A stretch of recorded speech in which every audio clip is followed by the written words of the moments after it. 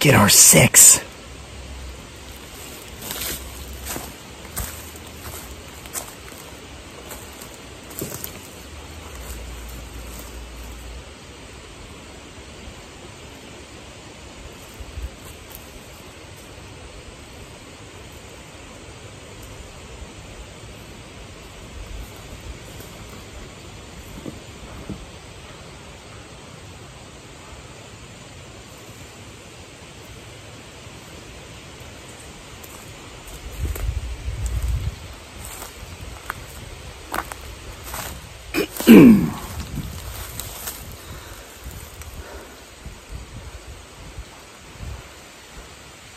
As you can tell by the ongoing sounds of tree knocks behind us, kicking it old school is working.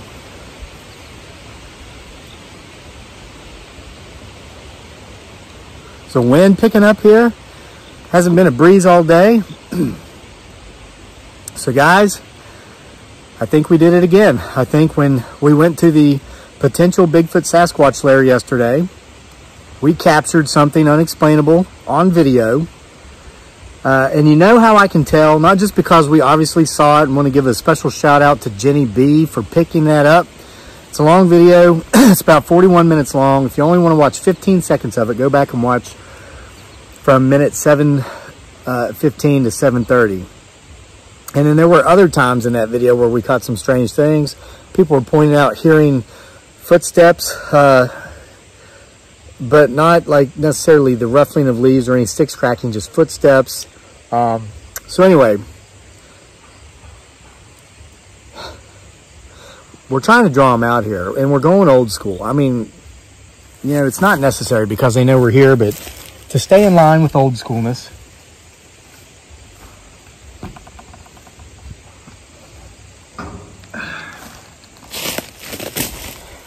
You know, here's my potential Bigfoot Sasquatch field research kit. Wait, I'm being rude. Let me do it the right way. Come on. Let me do it correctly. Let me do it properly. Lost a rubber band that this thing used to hang on, so I just use a blade of straw grass and hope it's not haunted.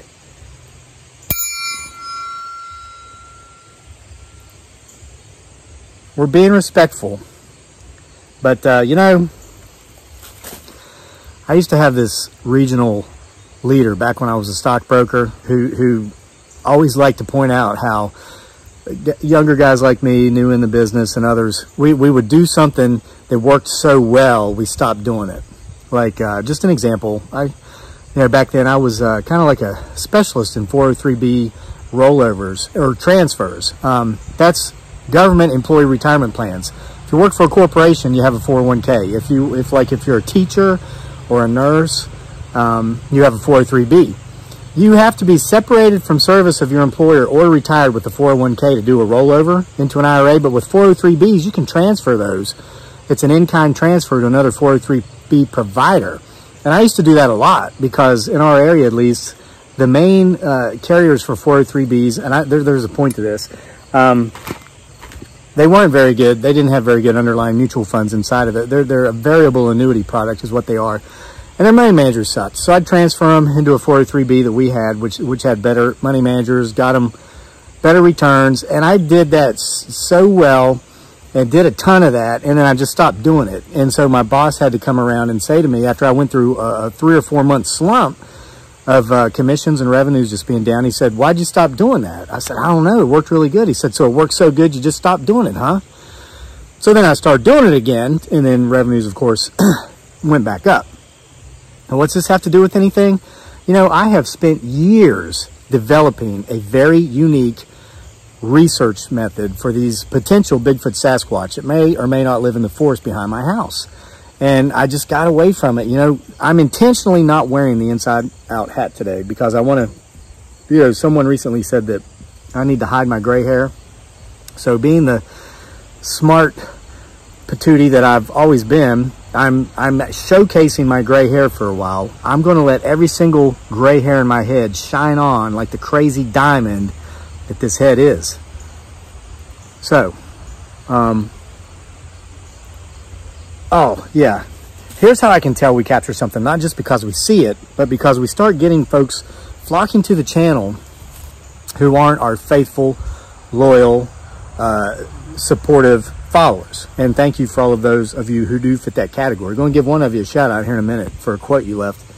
But here's one. Ha ha ha. You can tell that demon running through the forest is fake. Are all this guy's videos fake? Like this one? I know a fake demon when I see one.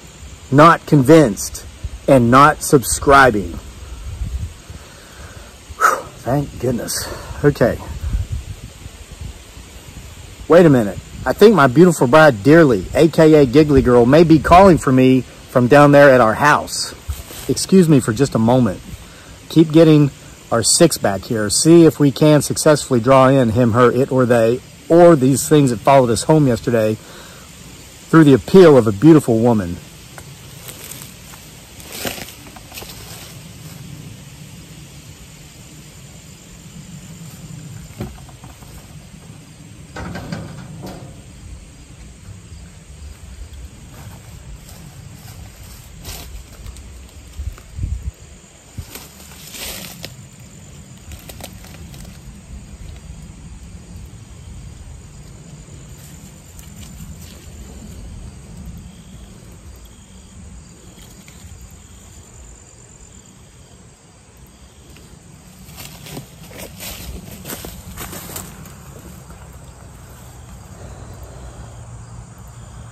I don't have fake monsters in my videos. I don't have like fake demons and fake ghouls.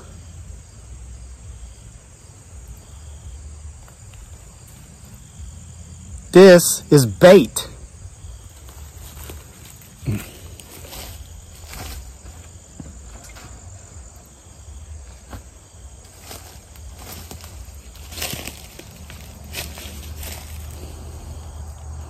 So's this. So's this one. We're kicking it old school. We're doing things the way we used to. The things that were effective in the past, that I am cautiously optimistic will be effective again now in the present.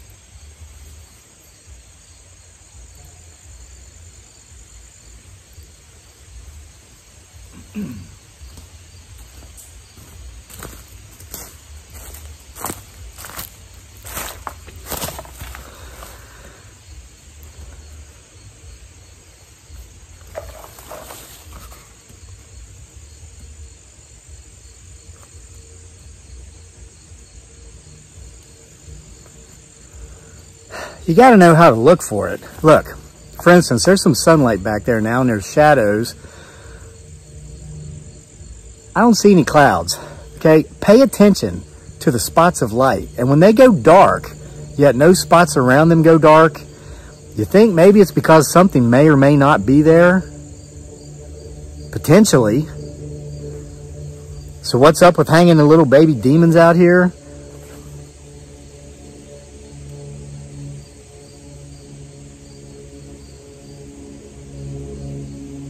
I thought I heard footsteps. Well, it's to draw in the larger demons. Maybe the mama demon or the ghoul or the goblins or the fae people, whatever these things were that we captured potentially in our video yesterday. I'll put that on the end of this one. I mean, a lot of you already saw it, but it'll be right smack dab in the middle of this one. Okay, so you can go back and watch if you missed it. But maybe we can draw in the mama or the papa. That's the strategy here. I swear, it looks to me like my beautiful bride Dearly, aka Giggly Girl, is calling for me down there. Excuse me.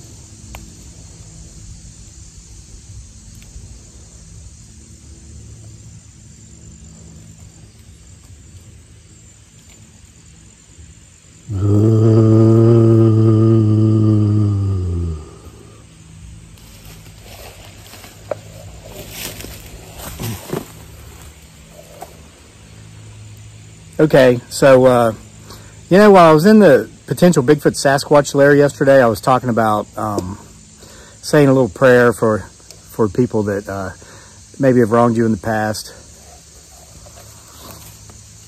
No, that wasn't a fake demon in my video. It's another bait.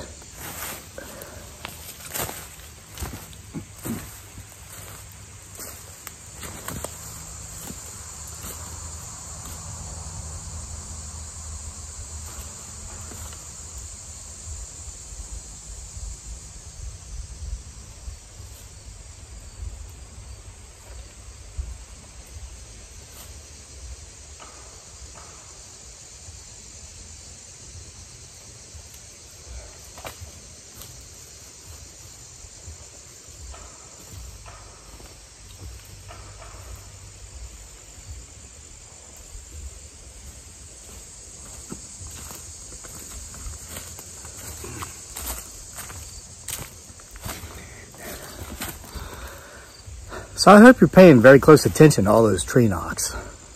This is working. It worked so good I got away from it for a while, but we're back at it. All right, so I was talking about how you just say a little prayer for people who have wronged you in the past, if you see them or whatever. So it takes a sting out of remembering their narcissistic behaviors or whatever, their insults, criticisms, just whatever it was. And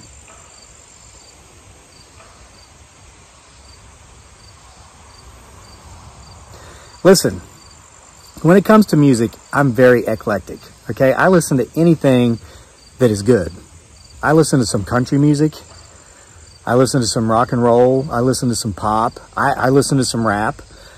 It's across the board. If it moves me, if it's something well written, something that is sung with passion or emotion, I enjoy it. Now, most of the time, I'll just play like meditative, peaceful, calming, 540 megahertz type stuff all day long while I'm working, while I'm writing. And there's no lyrics in that stuff. So if I'm writing, you know, my words are coming out. I'm not being distracted with another artist's words. But I like Tupac, okay? And I can remember when Tupac got shot and killed. I was in college, and there was a girl who lived across the alleyway from me. Her and her roommates lived over there.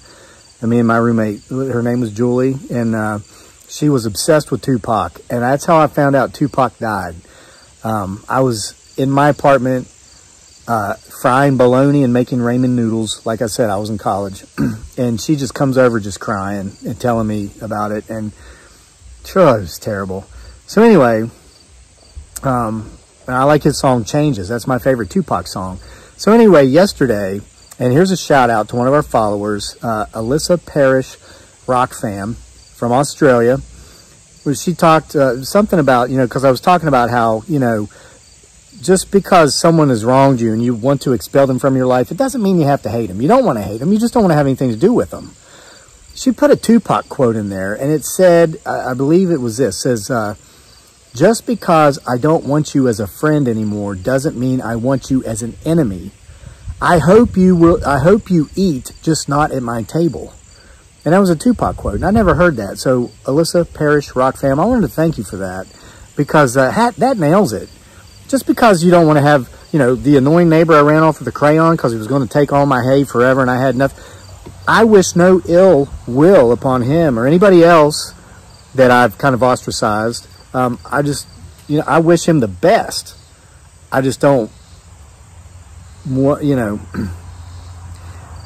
just don't, I have no need for him, no use. And, but it doesn't mean he's an enemy and that I hope he, you know, something bad happens to him. I hope only good things happen to him and anybody else who fits in this category, because I was telling this to my son this morning when I read this quote, because, you know, he listens to Tupac with me too. He loves that song Changes. And it's not like we listen to it all the time. It's just occasionally. And, but that's so powerful. Just because you don't like somebody anymore doesn't mean you even have to dislike them. So I really appreciated that comment, Alyssa Parrish Rock Fam. Now, I don't know if you guys are seeing anything back there. It's like, if I'm talking they're just listening. But if I stop talking and get up, they start knocking again as if they're saying they want more. Let's test it.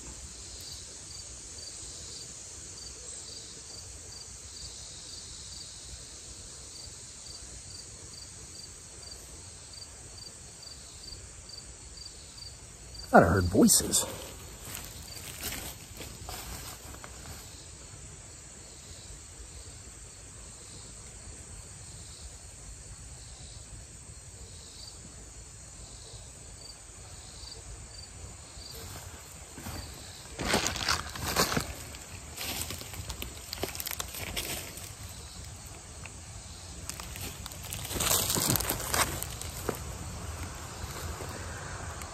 I can hear it now. I bet you that was a fake Amazon Prime package. I bet that wasn't even real. Is any of this guy's videos real? We're just going to talk about some books. Not mine either. I'm here to talk about some other books, like Ray Bradbury, this Ray Bradbury thing I'm reading, and something else I just got, and another Ray Bradbury thing I'm reading.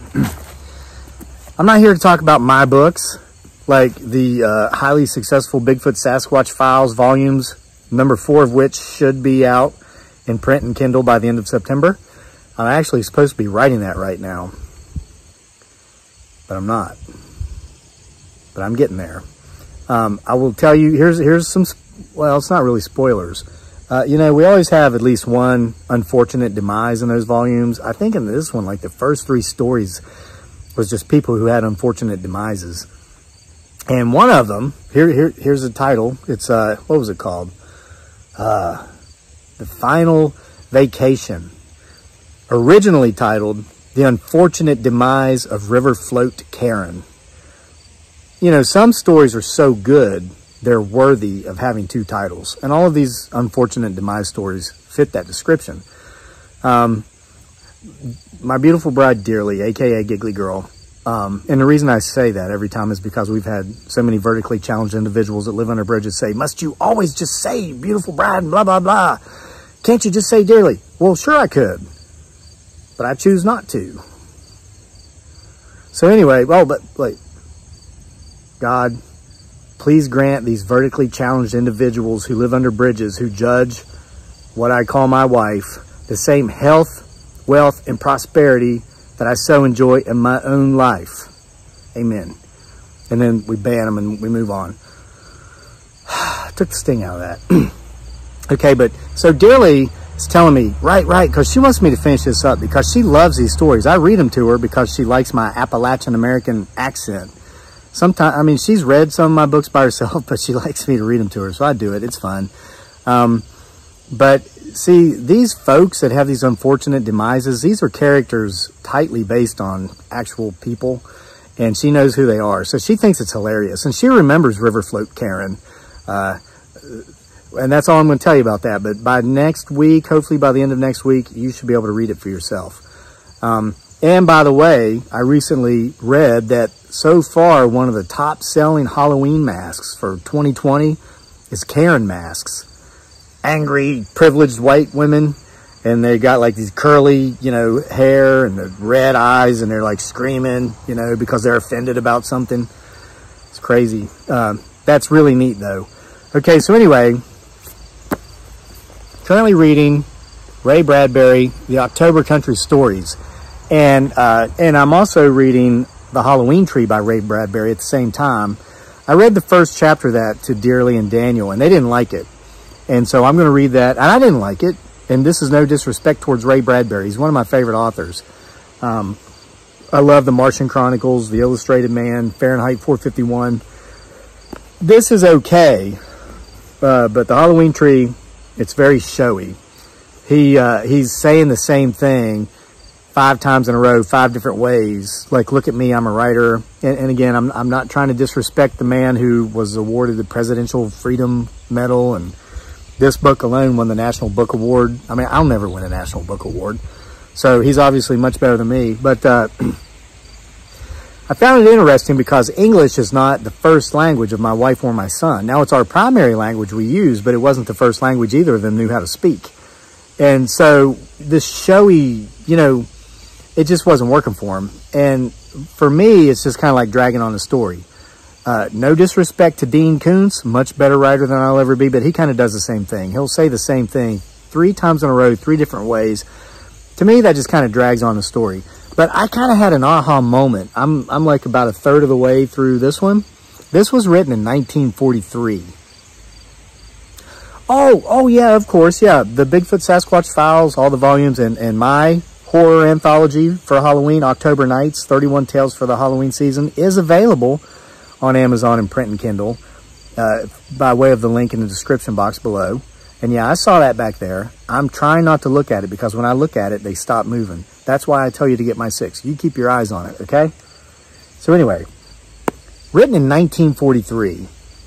So far, the main theme, the horrific thing that everybody is fearful of here, I've read about 6 of the short stories so far, is mental illness. And I'm like, how is this scary? Where's the ghosts? Where's the ghouls? But you have to put things in the context of their time. And it makes sense. 1943? Okay, this is 2020. And you know, there's still so much about mental illness that so many folks don't understand, mostly because they don't want to.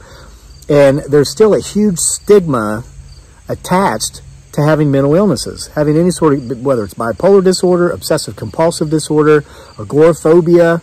You know, and here's the deal, and I'll use this channel as an example, and a lot of the comments we get from the vertically challenged individuals that live under bridges, they're constantly accusing me of having some ism, some sort of insanity issue. Yet no one ever says, oh man, this video is fake, you can tell this guy has cancer. Or this video is fake, you can tell this guy has epilepsy. But they have no problem with saying, oh man, you can tell this video is fake, this guy has, and then they name a mental condition, a mental health issue. That's just a prime example about how so many people just don't respect this issue. And I'm not crazy that much. Okay, I wouldn't be able to figure things like this out. My point is this. Let's say you do have a condition, a mental health condition here in 2020. And let's say you seek medical help. Maybe they'll prescribe you medications. Maybe they'll prescribe you therapy. I don't know. But 1943, if someone deemed you to be mentally ill, guess what happened? They would have you committed to an asylum, where at the time they still used torture trying to shock your mental illness out of you. So I guess in 1943, when this book was written, one of the most terrifying things that you could imagine happening to you would be accused of, I mean, Crazy Lake would have been locked away. If I was here in 1943, you know, and they did electroshock therapy. Shortly thereafter, they started doing the lobotomies. And so, yeah, I get it. So, thinking of the context of the time in which Bradbury wrote the stories, I can see now why it would be so scary. I mean, one of the young woman, one was she had OCD, very bad OCD. There's a guy, I'm reading a short story now, it's called Skeleton. He's got hypochondria. He's a hypochondriac. There was one guy in the story before that who had a very severe antisocial personality disorder. All these things are much more understood these days, treatable. There are people watching this video who have these conditions, who are having them treated, and are still able to go out and live a productive life, and this is a good thing. But in 1943, nope, they would have locked you up, they would have electrocuted you, they would have stuck a, you know, like a big needle in your eye and hit it with a hammer. And so I get that now.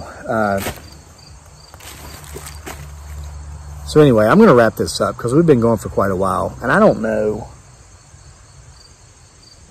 It's like they're all just back there listening. Let's try this one more time. I'll just shut up and go over there for a minute or so, and let's see if anything. You hear it? They're like, don't go, don't go. Let's see if we hear it again.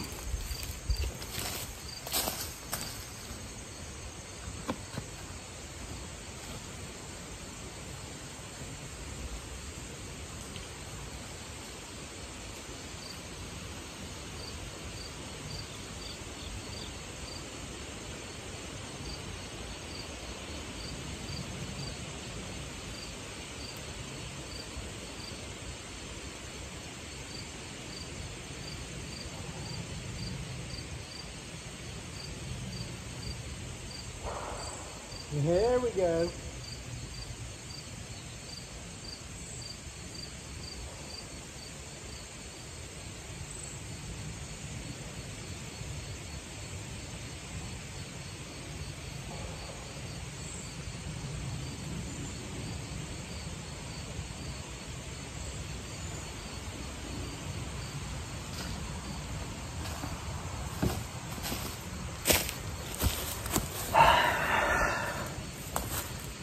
You heard that, didn't you? And that wasn't me. It came from way back there. I don't think you can really tell direction of sound on these videos, but they want an encore. They're just going to have to come back tomorrow because I do have some writing I have to get done because I really do want to get this. Can you imagine that? We get this thing out in the last week of September. That means in October, you'll have both October nights to keep you entertained, as well as Bigfoot Sasquatch Files Volume 4. And I want to thank everybody who sent their condolences to my beautiful bride, Dearly, a.k.a. Giggly Girls, the passing of her uncle yesterday. And I want to thank all of you who went over and subscribed to our friend Jenny Jo's channel. She's over 1,000 subscribers now. You know, there's another channel that's been supportive of us for a long time. And I was looking at them, and I wanted to tag them in the description box to kind of send people their way, but they have to have at least 1,000 subscribers or more before I can do it, so I can't. But their name is Central Michigan Bigfoot. Do me a favor, if you're still here on this nearly 30-minute long video, just go, because they've been supportive. You know, we get a lot of other folks who are in this line of, you know, this genre, who come here and just say the meanest things, and we say a prayer for them, and then we ban them and we move on. But Central Michigan Bigfoot is one of several who have just always been positive and supportive. And I watched some of his videos last night, and if you're listening, Central Virginia Bigfoot, you need to make them longer. I mean, don't just make these 1 or 2 minute things. My advice, my recommendations, if you really want to have a go at this, because I can tell that you're convinced there's something in those woods across the river in your backyard. Guy's got a beautiful place, this beautiful river flowing right through his backyard. You got to go check it out. Subscribe to his channel, tell him Crazy Lake sent you. Never talk to him, probably never will, because I really don't, you know,